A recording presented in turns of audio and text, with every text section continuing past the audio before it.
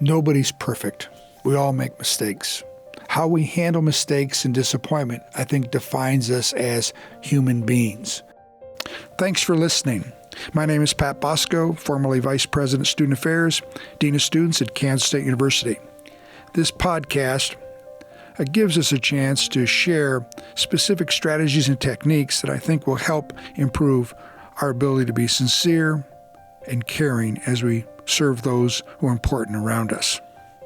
When you think about history, Michael Jordan didn't make his 9th grade basketball team. He had to wait a whole year to try out his sophomore year. Can you imagine being a coach that cut Michael Jordan, one of the greatest basketball players of all time? Walt Disney was fired from his first job.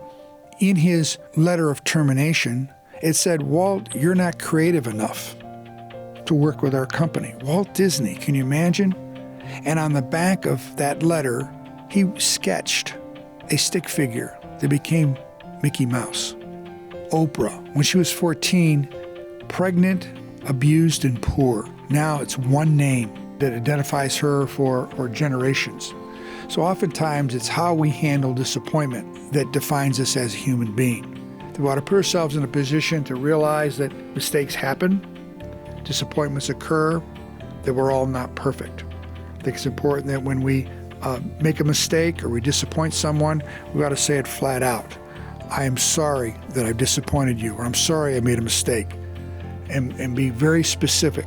And the second part of a good apology is to make sure you do it right away, that you're sincere, that you also want to make sure that you tell them, or the group, or the person that you may have offended, or the mistake that you made, it'll never happen again. And if you really want to make sure you close the loop, include that you're better than that our organization is better than that, that we had a bad day, that we made a mistake, and we want to make sure you know how badly we feel about that mistake.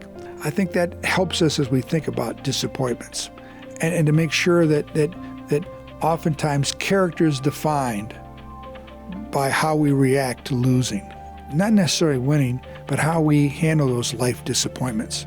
That we put ourselves in a position where character in our heart comes out when there's kinks in our armor. And other people are watching how we handle disappointment.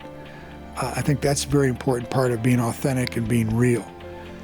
Because we look at history, we look at our own personal lives, we're not perfect.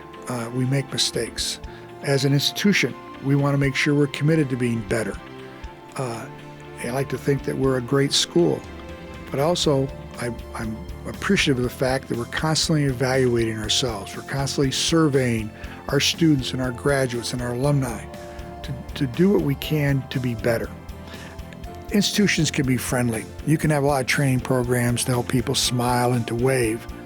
It's being responsive. It's bending and not breaking. It's paying attention to those that have no voice, to give them a voice, and to understand that we're listening to all those that we serve as best we can.